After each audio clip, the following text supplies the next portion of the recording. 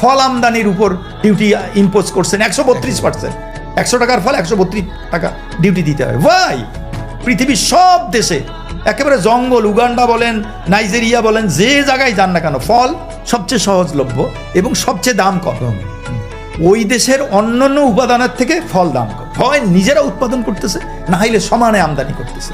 অনেক দেশ vice versa চুক্তি করে রাখে, তোমার দেশে যখন ফল হবে তুমি আমার বিনা শুল্কে পাঠাবা, আমার যখন ফল হবে তোমার দেশে বিনা শুল্কে পাঠাবো। কেন? পুষ্টি। তাহলে এখন আপনি বলতে পারেন না দেশীয় ফল, আতা, গাব, চালতার মধ্যে সব পুষ্টি আছে নাকি? তো নাই।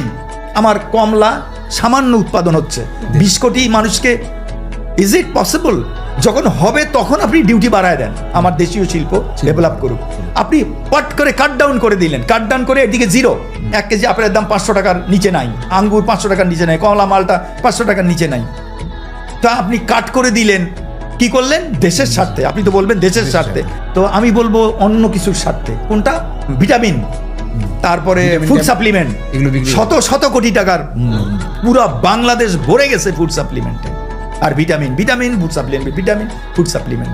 বাবা বাবা, আপনি ফলে 132% ডিউটি, আর ওদিকে করে রাখলেন এই একটা। বিদেশের যে কোনো জায়গায় স্টোরে ঢুকলে প্রথমে পড়বে শুধু ফল আর ফল। কেন? এটা দরকার না থাকলে তারা এটা কেন করে রাখবে?